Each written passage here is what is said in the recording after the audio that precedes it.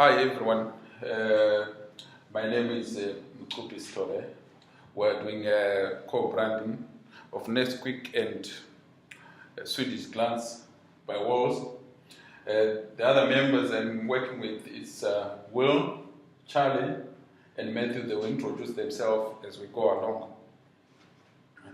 I'll just go through on the plan which we are going to the plan for the presentation.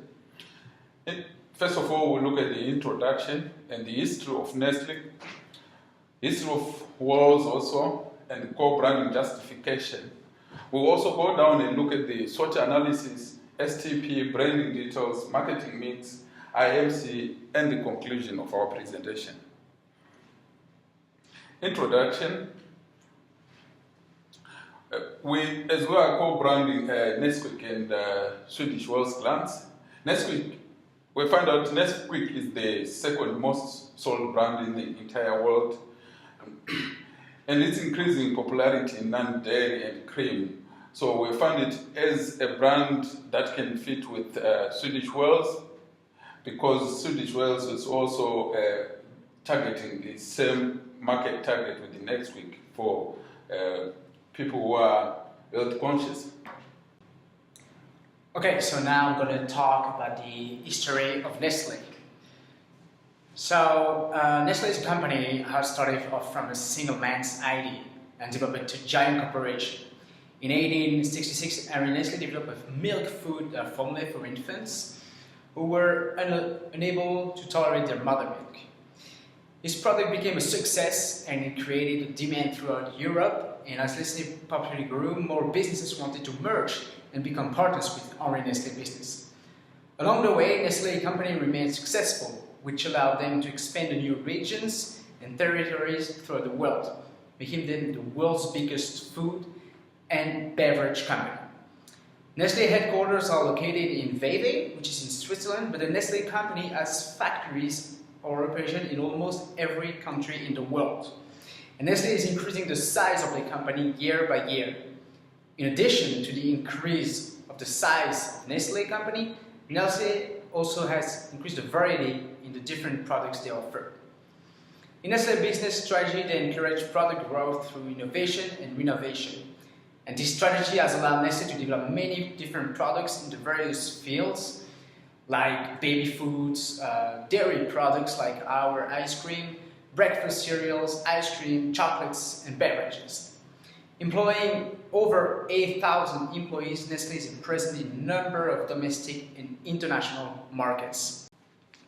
Now, the history of Walls.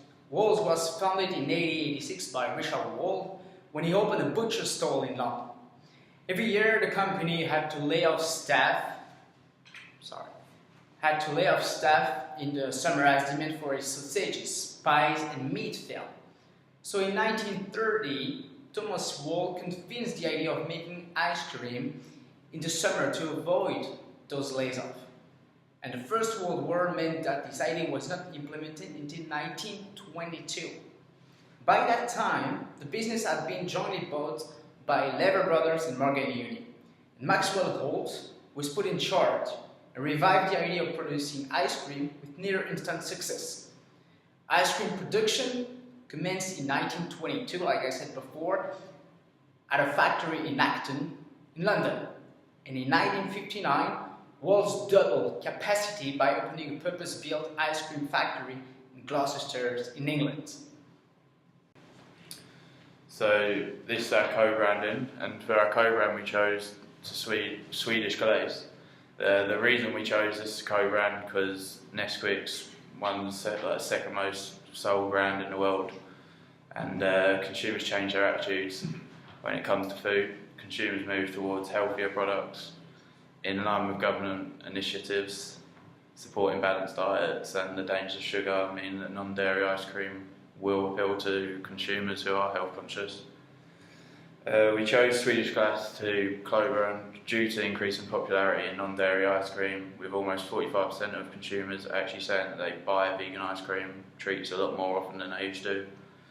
This is also supported by this table, which shows that last year there was an increase of 43.7% which is substantial compared to normal ice cream, only increasing 2.8%. We therefore saw a gap in the market to co-brand these products due to the healthier eating aspect. We were able to appeal to consumers that want a chocolate Nesquik ice cream which has the health benefits of non-dairy ice cream. We feel that the co-brand would be effective due to the popularity of the two brands and also the fact that more and more consumers are engaging in healthy eating.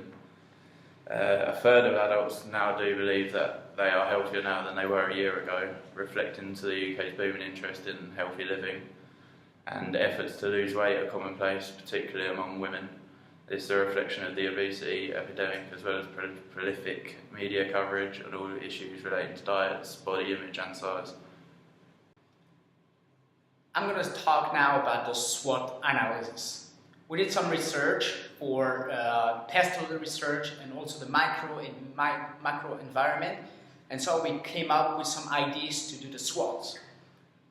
And I'm going to start with the strength. It's not really readable here, but I'm just going to talk about it. It's like the most important are here. So it is healthy, and we're going to try to concentrate on the non-dairy products. And actually Nestle and Walls are two big brands. They are a global food producer, and they have really marketing expertise, which is really important in their markets. Now for the weaknesses, we have limited flavor choice with Nesquik, so we have only chocolate and a little bit banana and vanilla, and that's a little bit all. And with the pestle analysis, we could see that there was a lack of innovation by Nestle, and it could be affected by the weather, because if there is no sun, not so many people are going to buy ice cream, and this is part of the weakness. Now, in the opportunities, it can bring more consumers, and people are more and more health conscious. Like says Mintel, we live in a health conscious society, and so it is an opportunity for us to introduce more health-based products. And for the threats, we can have one of the biggest threats here is the raw chocolates ingredient prices that are soaring, and that can be a big cost for the company.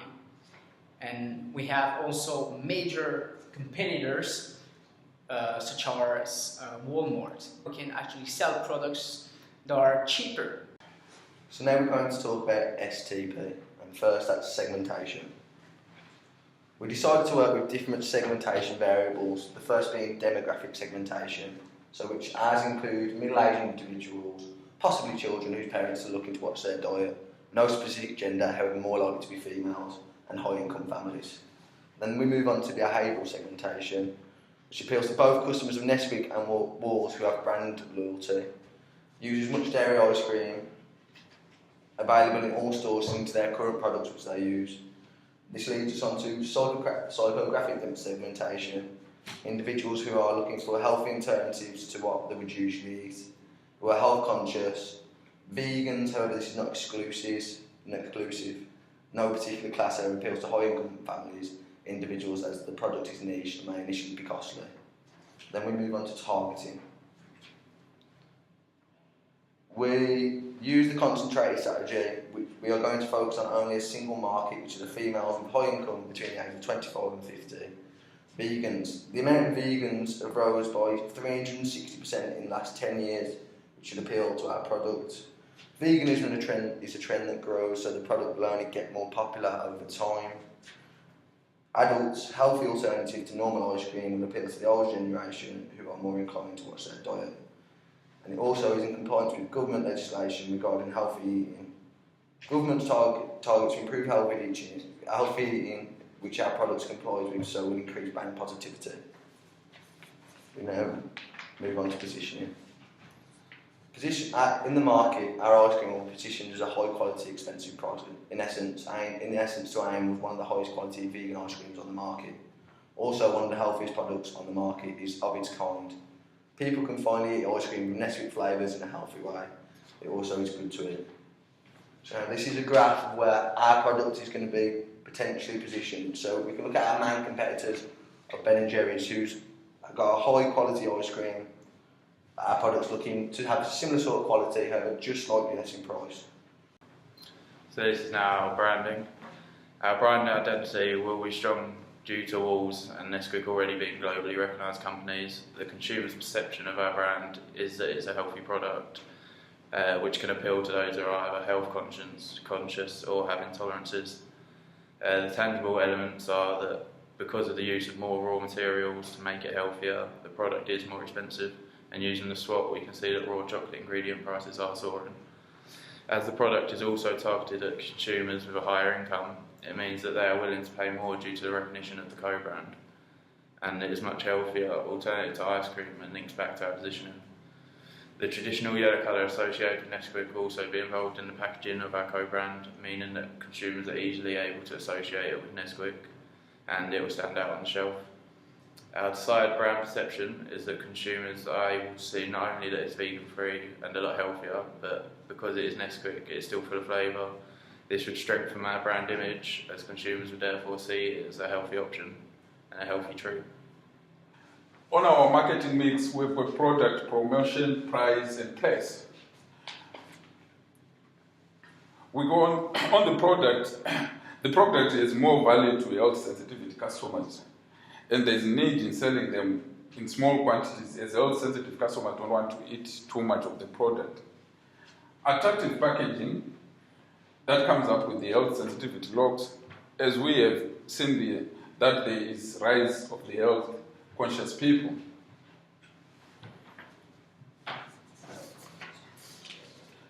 Product will be sold in the supermarkets where actual people do their groceries. Nesquik and Walls are two big brands and have their spot in the supermarkets, so easier to find for the customers, and we will touch more people who want to buy the product.